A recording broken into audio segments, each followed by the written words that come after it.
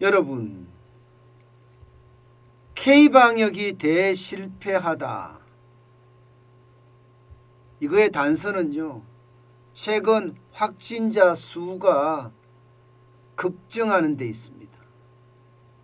여러분, 이거 한번 보세요. 오늘 0시 현재 신규 확진자 수는 15,000명이 넘을 가능성이 굉장히 많습니다. 그만큼 시장의 충격은 엄청나다는 겁니다. 이게 코로나19가 2020년이죠. 1월 20일에 첫 발병이 하고 나서 15,000명까지 간다는 사실은요. 그만큼 이게 방역이 제대로 되지 못했다 이렇게 이야기할 수가 있습니다. 코로나 라이브를 보면요. 최소치가 13,722명입니다. 최소치가. 일반적으로 최소치가 13,722명이면 한 10% 이상 더 늘어난다고 봐야 되거든요. 그러면 15,000명이 넘어서는 그야말로 또 역대 최대 기록을 하게 되겠지요. 그러니까 이게 어떻게 생각하면 확산세가 너무 무섭다 이렇게 이야기할 정도로 엄청나게 빠르게 늘어납니다. 여러분, 이걸 한번 보세요. 어제 0시부로는 13,012명이었습니다. 그런데 오늘 0시부로는 15,000명까지 만약에 올라간다고 하면 지금 이 속도라면 말입니다. 신규 확진자는 2월 말이 되면 말입니다. 진짜 10만 명 간다는 이야기도 어쩌면 틀린 얘기가 아닐 수가 있습니다. 여러분도 알다시피 지금 거리 두기를 굉장히 강화한 상태예요. 영업시간도 식당이나 카페는 9시까지 제한을 한 상태잖아요. 게다가 PC방이나 학원은 10시까지 제한을 했고요. 사적 모임도 지금 제한하고 있잖아요. 4명에서 6명으로 확장은 시켰습니다만은 여전히 제한 상태입니다.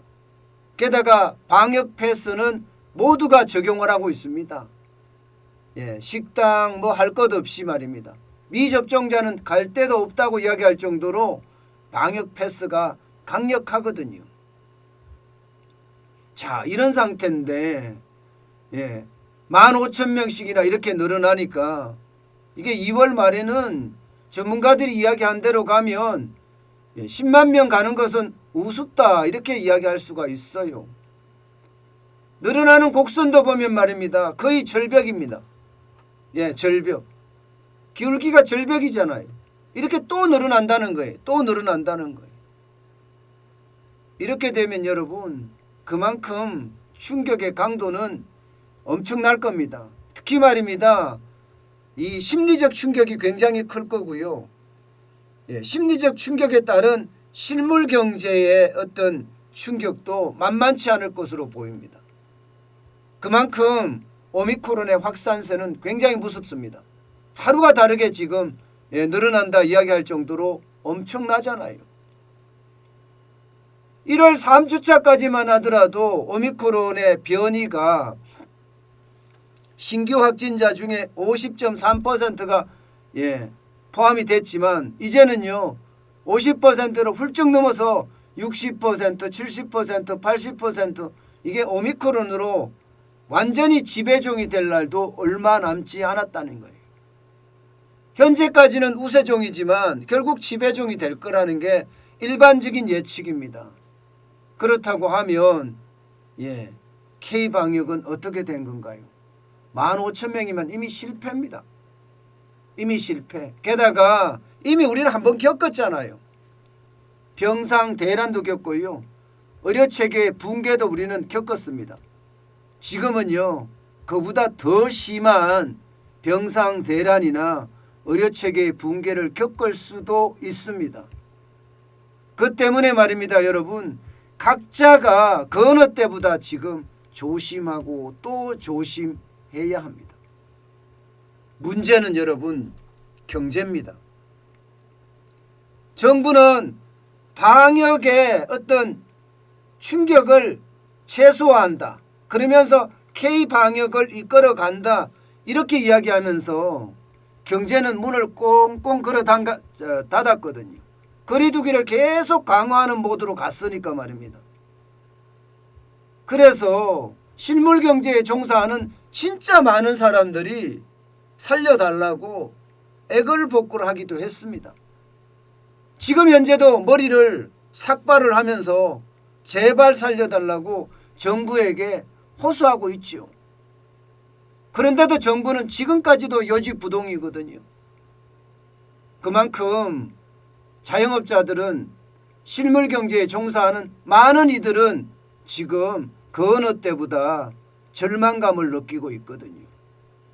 보세요. 매출액이 떨어지는 걸 보면 이게 진짜 말이 안 된다고 이야기할 정도로 떨어집니다. 이미 12월 달에 말입니다.